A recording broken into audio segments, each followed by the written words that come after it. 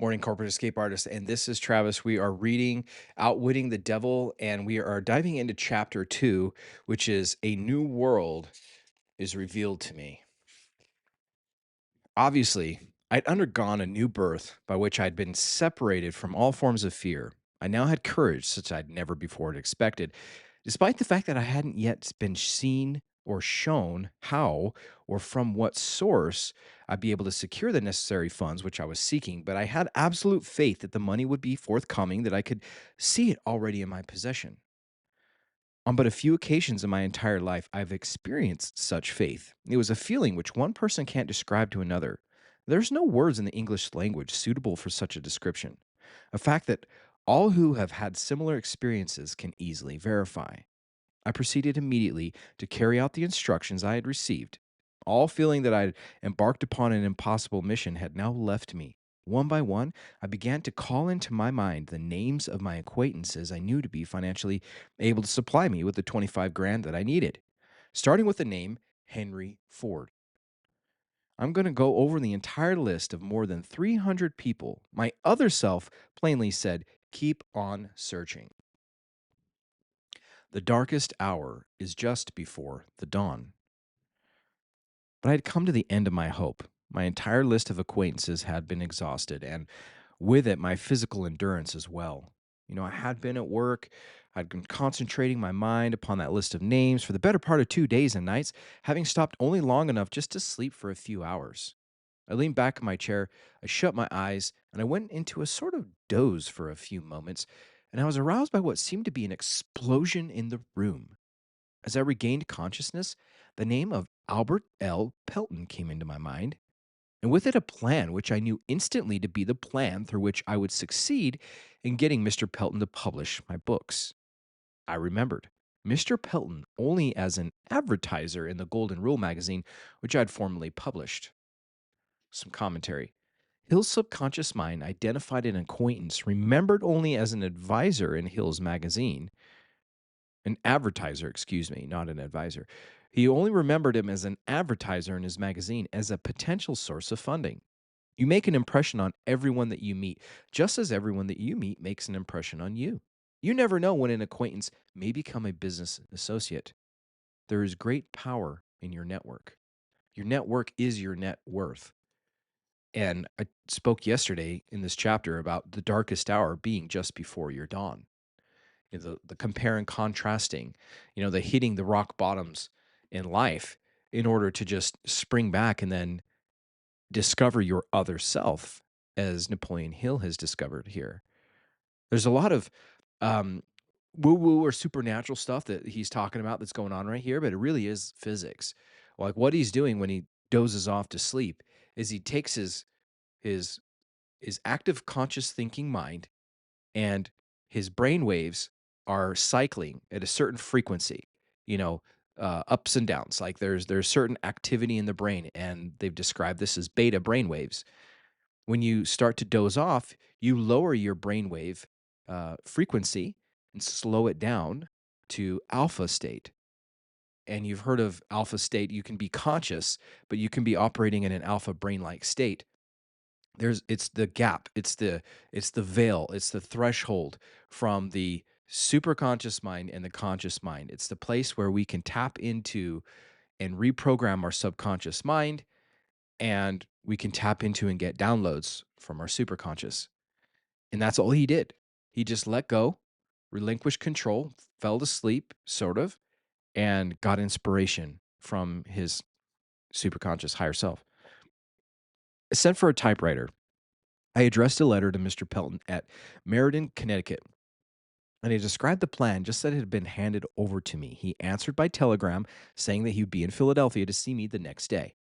When he came, I showed him the original manuscripts of my philosophy, and I briefly explained what I was planning for this mission to be. He turned through the pages of the manuscripts for a few minutes, then he stopped suddenly and he fixed his eyes on the wall for a few seconds and he said, I'll publish your books for you. The contact was drawn. The contract was drawn. A substantial advance payment on royalties was given to me. The manuscripts, they're turned over to him, and then he took them back to Meriden. I didn't ask him at the time what caused him to reach a decision to publish my books before he'd read the manuscripts, but I do know that he supplied the necessary capital, printed the books, and assisted me in selling many thousands of sets of them to his own clientele of book buyers who were just located in practically every English speaking country in the world. Wow. Pretty awesome, right? Like, he didn't ask how to get there, he just did it, and Napoleon Hill got all the results that he was wanting and he was after. And all just from this inspiration, this thought that populated his mind. My other self makes good. 3 months from the day that Mr. Pelton called on me in Philadelphia, set a completed set of my books was placed on the table in front of me, and my income from the sale of the books began to run high enough for all of my needs. These books are now in the hands of my students all over the world. My first royalty check from the sale of my books was for $850. As I opened the envelope in which it came, my other self said, "Your only limitation is the one which you set up in your own mind." Commentary, let's repeat that. Your only limitation is the one which you set up in your own mind.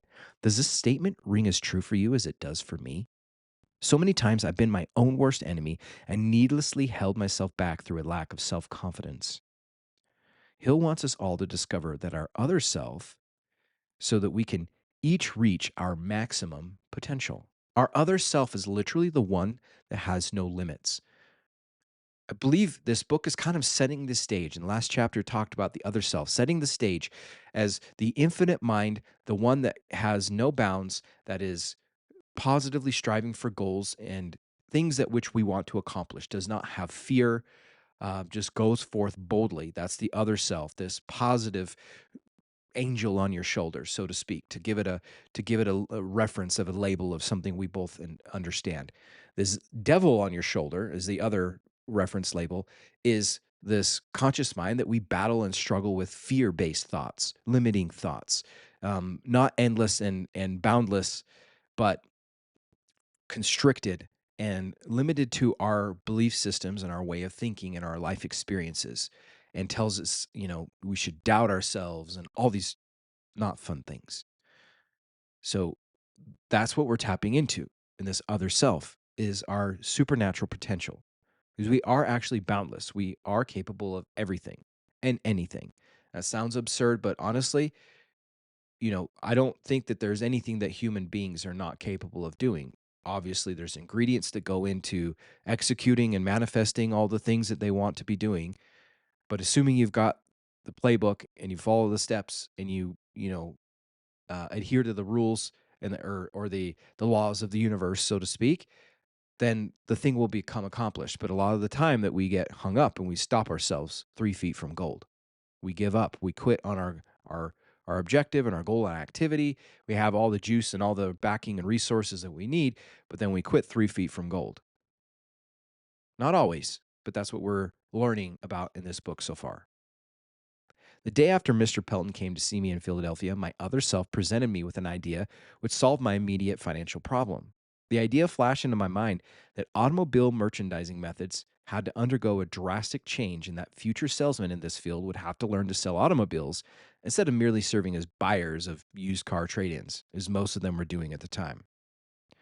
It also occurred to me that young men who just finished college and who therefore knew nothing of the old tricks of automobile merchandising would be the material out of which this new brand of salesman could best be developed. The idea was so distinct and impressive that I immediately called the sales manager of the General Motor Company on long distance telephone and I briefly explained my plan to him. He too was impressed by it, and he referred me to the West Philadelphia branch of the Buick Automobile Company, which was then owned and managed by Earl Powell. I went to see Mr. Powell, explained my plan to him, and he retained me at once to train 15 carefully selected young college men through whom the plan was put into operation. My income from that retainer was more than enough to take care of all of my expenses for the following 3 months until the returns for the sale of my books began to come in, including the cost of that expensive suite of rooms over which I had, at first, been so concerned. So remember, he went in boldly and he was told to rent out a suite of rooms in this hotel. And he was going to collect on the poverty pack, get the lowest income hotel room possible to save money. but he didn't know how he's going to pay for it. And here he is paying back that bill through this chance uh, contract that he just felt inspired to go out and do some stuff. And here we are. My income from that retainer, it was more than enough to take care of all of my expenses for the following 3 months until the returns from the sale of my books began to come in, including the cost of that expensive suite of rooms over which I had first been so concerned. My other self hadn't disappointed me. The money I needed was in my hands at the proper time, just as I had been assured the money would be. By this time, I'd been convinced that my trip to Philadelphia was by no means a fool's mission, as my reason had indicated it would be before I left West Virginia. From that time right up until this very moment, everything that I needed had come to me, but this despite the fact that the whole world was recently passed through a period of economic depression when the bare necessities of life hadn't always been available to all people. Sometimes the arrival of the material things I needed has been a little late, but I can truthfully say that my other self has always met me at the crossroads when I've come to them and indicated which path I should follow. The other self follows no precedents, recognizes no limitations, and always finds a way to accomplish desired ends. It may meet with temporary defeat, but not with permanent failure. It always gets back up again, even when it's been kicked in the teeth. I'm as sure of the soundness of the statement as I am of the fact of being engaged in writing these lines. He's so confident in that belief. He's just as confident as he is able to write words on a book. Once this becomes a belief system, subconsciously programmed, then the manifestation of those beliefs become instantaneous. If you're in alignment that your other self is looking out for you, giving you the best good and opportunities, and at any time that you have struggles and you have a crossroads, when you come to your higher self and ask this other self and just say, "What should I do? I need some help. What path should I follow?" That other self will always follow through. It doesn't know any limitations. And even though that you might get kicked in the teeth, you get back up again, and your other self will provide you with the next opportunity that will be fruitful for you. That's exactly what he's saying here, and that I can validate that in my own life. I'm sure you can as well for your own life. If you look back, if you've lived long enough to listen to this podcast episode, then you've experienced some time in your life where you've had a thought that came to your mind that was beneficial to you. And now here we are, working through, reading the rest of this chapter. So the commentary, the other self may meet with temporary defeat, but not with permanent failure. How many times do we allow a temporary defeat to affect us as if it were a permanent failure instead of learning from it and moving on? As Hill describes, he himself faced many setbacks along his journey, but each time he was able to find the seed of greater benefit and move on to a greater success. Meanwhile, I earnestly hope that some of the millions of men and women who have been wounded by the business depression and other unpleasant experiences will discover within themselves a strange entity which I've called my other self, and that the discovery will lead them, as it's led me, into a closer relationship with that source of power which surmounts obstacles and masters difficulties, instead of being mastered by them. There's a great power to be discovered in your other self. Search sincerely, and you will find it. Commentary. Hill's work was published during the Great Depression, and indeed, it helped millions of people find hope and courage to live in faith that they would find their own paths to success. I believe that we can find many parallels between his time and our own time. It's during periods of great stress that we find our own will and our inner strength. With the current economic uncertainties, people are choosing, or being forced rather, to find new paths to provide for their families and for themselves. And many will find great success, but there will be the great stories of success we'll be reading about a few years from now. Will you be among those success stories, or will you be watching from the sidelines? The great wealth transfer is happening right now as we speak in 2025 and the next 5 years. It's going to be happening with or without us. It's just a matter of, do we want to be a part of it? Failure, a blessing in disguise. I've made another discovery as the results of this introduction to my other self, namely, that there's a solution for every legitimate problem, no matter how difficult the problem may seem. Commentary. There's a solution for every legitimate problem, no matter how difficult the problem may seem. While this concept may be difficult to acknowledge, when you're in the midst of the storm, hindsight generally proves it to be true. I've also discovered that there comes with every experience of temporary defeat and every failure and every form of adversity the seed of an equivalent benefit. Mind you, I didn't say the full blown flower of success, but the seed from which that flower may be made to germinate and grow. I know of no exception to this rule. The seed of which I speak may not always be observed, but you may be sure it is there in one form or another. And by the way, this seed is just your thought. That's the seed. Things are always created twice, first in our mind and second in reality. And the germinating is the seed. The seed needs to be first planted. The thought is the seed. It's the nature, the nurture, the environment, all the other things that germinate and produce that seed to bloom into a flower, that which the second time is now created from our thoughts to the thing. And that's what he's talking about. I do not pretend to understand all about this strange force which reduced me to poverty and want and filled me with fear, and then gave me a new birth of faith through which I've been privileged to extend to help tens of thousands of people who found themselves slipping. But I do know that such a force has come into my life and that I'm doing all that I can to place others in communication with it. During my quarter century of research into the causes of success and failure, I've discovered many principles of truth which have been helping to me and to others, but nothing I've observed has impressed me more than the discovery that every great leader of the past, whose record I've examined, was beset by difficulties and met with temporary defeat before arriving. Just a commentary here. Every great leader of the past whose record I've examined was beset by difficulties and met with temporary defeat before arriving. Failure and temporary defeat are part of the journey to finding true success.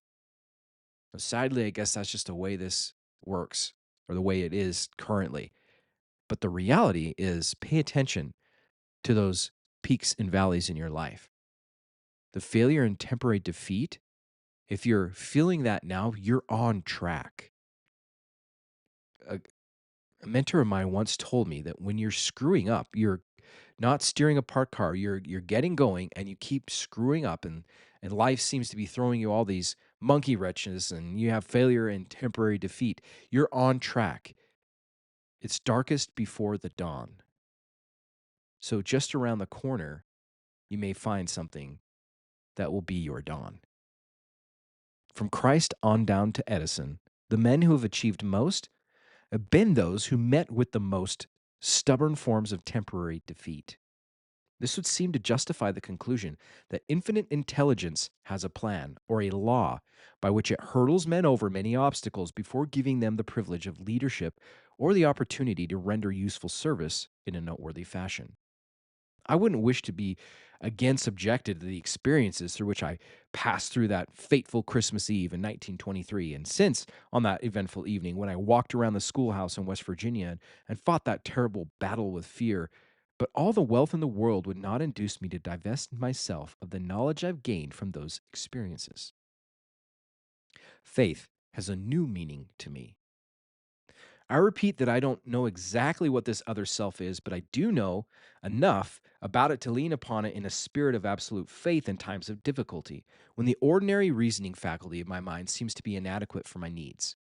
The economic depression started in 1929. It brought misery to millions of people. But let us not forget that the experience also brought many blessings. Not the least of these being the knowledge that there was something infinitely worse being forced to work, but being forced not to work. In the main, that depression was more of a blessing than it was a curse. If analyzed in the light of the changes it brought of the minds of those who were wounded by it, the same is true of every experience which changes men's habits and forces them to turn to the great within for the solution of their problems. Commentary. There's something infinitely worse than being forced to work. It's being forced not to work. In the main, that depression was more of a blessing than it was a curse if analyzed in the light of the changes it brought. Is Hill being harsh here, or is he looking beyond the immediate cause and effect of economic disaster to the underlying spiritual result that comes from a true crisis? Can our present economic travails be more of a blessing than a curse? Can economic hardship, such as the loss of a job, be a blessing in disguise? Well, perhaps yes. If the result is the awakening of an entrepreneurial spirit and the creation of a new business. The time which I spent in seclusion in West Virginia was by great odds the most severe punishment of my life. The experience brought blessings in the form of needed knowledge, which more than offset the suffering which it cost me. These two results, the suffering and the knowledge gained from it, were inevitable. The law of compensation, which Emerson so clearly defined, made this result both natural and necessary. Ralph Waldo Emerson. He explained the law of compensation in very clear terms. This is commentary. For everything that you've missed, you've gained something else. And for everything you gain, you lose something else. In his journal, dated January 8th, 1826, he was 23 at the time, he also wrote, "The whole of what we know is a system of compensations. Every defect in one matter is made up in another. Every suffering is rewarded, and every sacrifice is made up, and every debt is paid. What the future may hold for me in the way of disappointment through temporary defeat, I, of course, have no way of knowing. I don't know, however, that no experience of the future can possibly wound me as deeply as have some of those of the past, because I'm now on speaking terms at least with my other self. Since this other self took charge of me, I've also come by useful knowledge, which I'm sure I would never have discovered while my old fear entity was on the throne. For one thing, I've learned that those who meet with difficulties which seem insurmountable may, if they will do so, best overcome these difficulties by forgetting them for a time and helping others who have greater problems. Let me just say that comes to mind. I remember when I was faithfully going out every single day to meet people and book appointments in public. I would often come at times and not feel like it, or I might have a headache. And I realized anytime, say, I had a headache or didn't feel like going out, I was focusing on me. I was focusing on my difficulties.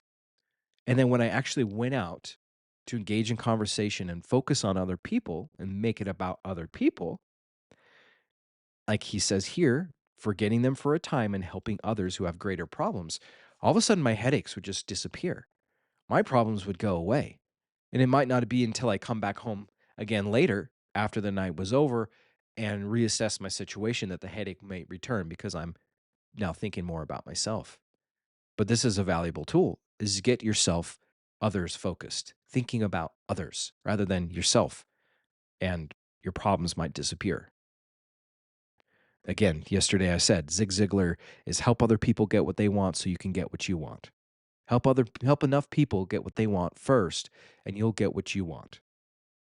The value of giving before trying to get. I'm sure that no other effort which we extend to those who are in distress can go without some form of adequate reward. Not always does a reward come from those to whom the service is rendered, but it will come from one source or another. I seriously doubt that any man can avail himself of the benefits of his other self as long as he's steeped in greed and avarice, envy, and fear. But if I'm wrong of this conclusion, then I still have the unusual honor of being one who's found peace of mind and happiness through a viewpoint that wasn't sound. I would prefer thus wrong and happy to being right and unhappy. But this viewpoint is not wrong. As long as I remain on good terms with my other self, I shall be able to acquire every material thing that I need. Moreover, I shall be able to find happiness and peace of mind. What more can anyone else accomplish? The sole motive which inspired me to write this book was a desire, a sincere desire, to be helpful to others by sharing with them as much as they had been prepared to accept of the stupendous fortune which became mine the moment I discovered my other self. This fortune, happily, is one that can't be measured by material or financial terms alone because it's greater than everything which such things represent. You're tapping into the infinite. Your superconscious mind has everything, material and immaterial, so nothing can compare. All the riches in the world can't stack to the benefits of tapping into this infinite knowledge source. Material and financial fortunes, when reduced to their most liquid terms, are measurable in terms of bank balances. But bank balances, they're no stronger than banks. This other fortune of which I speak is immeasurable, not only in terms of peace of mind and contentment, but as manifested in those adept at prayer. My other self has taught me to concentrate upon my purpose and to forget about the plan by which it is to be attained when I go to prayer. I'm not suggesting that material objects may be acquired without plans, but what I am saying is that the power which translates one's thoughts or desires into realities has its own source and infinite intelligence, which knows more about plans than the one doing the praying. Stating this case in another way, it may not be wise, When praying to trust to the universal mind to hand over the plan best suited for the attainment of the object of that prayer, my experience with prayer has taught me that so often all which results from prayer is a plan, if the prayer is answered at all. A plan is that it's suited for the attainment of the object of of the prayer through natural and material media. The plan must be transmuted through self effort action. I know nothing about any form of prayer which can be induced to work favorably in a mind that's colored in the slightest degree by fear. Commentary. Is a prayer a part of your life? Do you trust God to hand over the plan best suited for the attainment of the object of your prayer? Do you acknowledge that in order for your plan to be successful, you must take action? A new way to pray. Since becoming better acquainted with my other self, my way of praying is different from that it was before. I used to go to prayer only when facing difficulty. Now I go to prayer before difficulty overtakes me. When possible, I now pray not more for more of this world's goods and greater blessings, but to be worthy of that which I already have. I find that this plan is being more beneficial is better than the old plan I had before. Infinite intelligence seems not at all offended when I give thanks and show that I'm grateful for the blessings which have crowned my efforts. I was astounded when I first tried this plan of offering a prayer of thanks for what I already possessed to discover what a vast fortune I'd owned without being appreciative of it. For example, I discovered that I possessed a sound body which has never been seriously damaged by illness. I had a mind which was reasonably well balanced. I have a creative imagination through which I could render useful service to great numbers of people. I was blessed with all the freedom I desired in both body and mind. I possessed an imperishable desire to help others who were less fortunate. I discovered that happiness, the highest aim of mankind, was mine for the taking, business depression or no business depression. Last, but by no means the least, I discovered that I had the privilege of approaching infinite intelligence, either for the purpose of offering thanks for what I already possessed, or to ask for more, or even for guidance. It may be helpful for every reader of this book to take inventory of his or her intangible assets. Such an inventory may disclose possessions of priceless value. Commentary. May we all make an inventory of our blessings in life and give thanks for every gift that we've been given. I know that I'm at a low point in my life, that when I am, I force myself to think of my family and friends and the blessings that they brought to my life. It's actually the quickest path up and puts my temporary setbacks into perspective. Some signs that we have overlooked. The world's undergoing a change of such stupendous proportions that millions of people have become panic stricken with worry, doubt, indecision, and fear. It seems to me now that it's a splendid time for those who've come to the crossroads of doubt to endeavor to become acquainted with their other selves. All who wish to do so will find it helpful if they take a lesson from nature.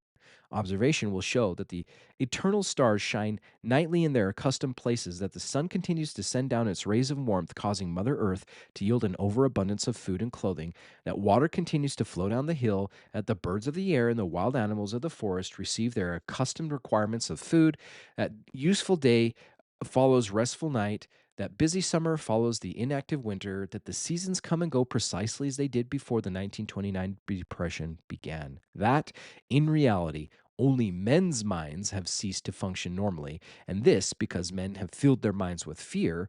Observation of these simple facts of everyday life may be helpful as a starting point for those who wish to supplant their fear by faith. So that's a great tip. If you feel like it's impossible to be hopeful of the future because it's so dismal, because your finances are so bleak, because interest rates are so high, because you're working so much, you're multiple jobs just to pay your bills, start being grateful. Start being grateful that you live in a world that's naturally hung with the stars and the moon, and we're not racing to another planet or star and hurtling ourselves through space into our infinite and inevitable deaths. Okay. We're in equilibrium. We have balance. Like our most of us, if you're listening to this, are likely healthy in mind and body. It's just being grateful will help shift your perspective from that of fear to that of hopefulness to that of faith. Just take those little steps, baby steps, one at a time.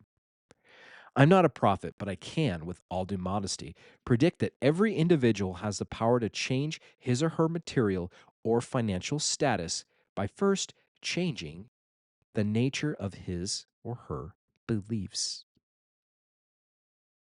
A change of mind changes the world. When you change your mind, you will inevitably change your beliefs. By changing your beliefs, you change your outcomes.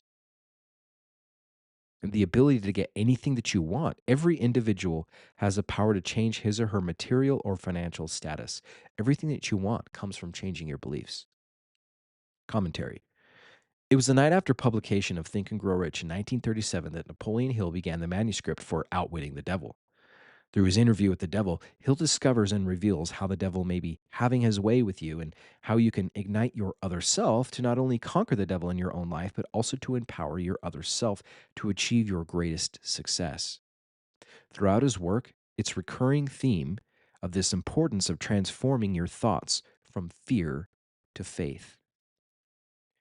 Don't confuse the word belief with the word wish. The two are not the same. Everyone is capable of wishing for financial, material, or spiritual advantages, but the element of faith is the only sure power by which a wish may be translated into a belief and a belief into reality. And right here is an appropriate place at which to call attention to a real benefit which anyone can experience by deliberately using faith and focusing attention upon any form of constructive desire. The mind acts upon one's dominating or most pronounced desires. There's no escape from this fact. It is a fact indeed. Be careful what you set your heart upon, for it surely shall be yours. Faith is the beginning of all great achievement. If Edison had stopped by merely wishing for the secret with which electric energy might be harnessed and made to serve through the incandescent lamp, then convenience to civilization would have remained among nature's multifarious secrets. He met with temporary defeat more than 10,000 times before wresting the secret from nature. It was finally yielded up to him because he believed it would be, and he kept on trying until he had an answer. Edison uncovered more of nature's secrets. They might have been called miracles at an earlier period in that realm of physics than he did any other man who had ever lived before.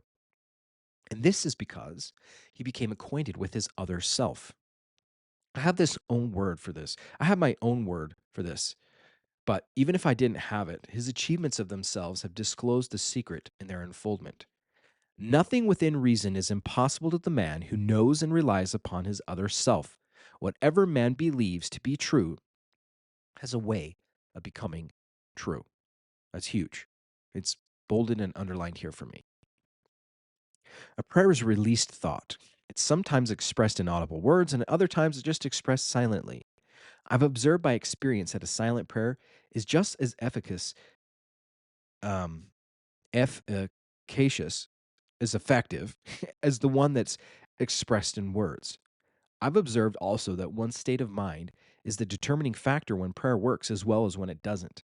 My conception of this other self, which I've tried to describe, is that it's merely symbolizing a newly discovered approach to infinite intelligence, an approach which one may control and direct through this simple process of mixing faith with one's own thoughts.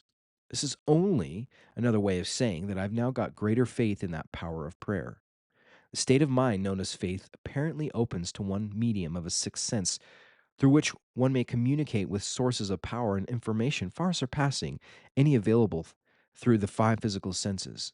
There comes to your aid and to your bidding and the development of the sixth sense a strange power which, let us assume, is a guardian angel which can open you up at all times to the door of the temple of wisdom.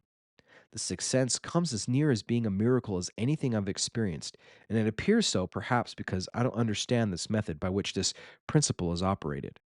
This much I do know, that there is a power or a first cause or an intelligence which permeates every atom of matter and embraces every unit of energy perceptible to man.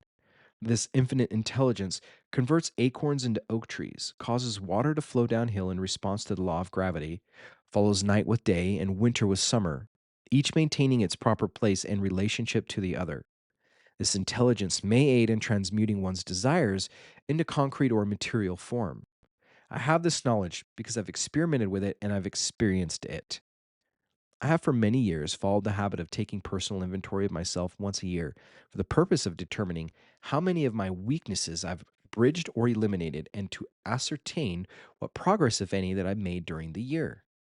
This section on faith, this is commentary. This section on faith is worth rereading a few times because it contains Hill's core teachings on prayer. Faith, in his view, it's a sixth sense or a spiritual power that enables one to succeed if one is in step with the first cause of all things. One of his descriptions of God. His is a practical or scientific faith that emphasizes tangible results. In the book 3 Feet from Gold, my co author and I discuss the personal success equation that clearly reveals the importance of faith. P plus T multiplied by A plus F equals your personal success equation. So here's the personal success equation: combining your passion with your talent, then seeking the right association and taking the right action. They're very important components for success.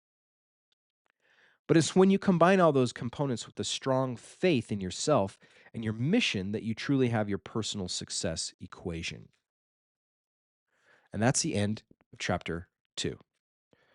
Now, it's interesting to look at this personal success equation and match that up with my PQ plus P equation of the passion, of the purpose, the plan, and then you add your performance. And in performance, there's a faith component. So when I add P, which is performance, when you're taking action, when you've got a system, somebody who's guiding you and telling you how to go do it, now go do it, you start to reprogram your subconscious and your beliefs start to become rewired. And once you change your beliefs, and as you're taking action, you actually are acting in faith. You believe something will be coming true, even if the sight is unseen. Faith is the act of doing things with the sight unseen. I have a faith that the sun will come up tomorrow or the sun will set here today. I just know it's going to happen. It's a belief of mine. I don't have to doubt it. It's automatic. When I start taking action and I start seeing results, my belief muscles start to strengthen, and my faith in itself will be bolstered or boosted. And that's your personal success equation. Literally, your passion and your talent. So combining your passion and talent, again, your passion and talent, those come from your strengths. So the things that you're passionate about are the people you're meant to serve and help. And your your purpose, the purpose is actually the people you're meant to help. The passion is those things that, like your natural giftings, those talents. Those come to you by way of the creation, like your creator. Put those in you, and that's what you're good at doing. And you do those things and associate yourself with the right people and take the right action. Yeah, all of that stuff leads to success. So, really, I mean, I ramble jambled for a minute on dissecting this equation and translating it into a simple equation that I've come up with for financial freedom. It's literally the same thing. It's meaning the exact same thing. So it all comes from making sure that you're in alignment and doing the things that you love doing, that you're passionate about, doing the things that you want to do, and you're having fun every single day. Combining that with, a desire to do good and help people in the world, that might be your purpose. Like, who are you wanting to serve and help, and who else likes to do the things that you like doing and could benefit from them, and how can you help them? And by doing that daily, by doing this with conviction, by doing this with an association with other people helping you, by doing this with a system, with a plan, you're actually taking steps and you're starting to see the fruits of these labors. Your faith muscles will be strengthened. Your belief in the results will be emboldened by rewiring your brain. You will fire and wire new ways of thinking by doing new ways of doing. And do this enough times, it will become automatic, and then the results will just automatically manifest. That's the success equation. Maybe a little complicated. If you want to learn more, just hop over to my group, my exclusive group in school.com/, the corporate escape artist, and we'll dive in and talk more about it. But until next time, to your best success.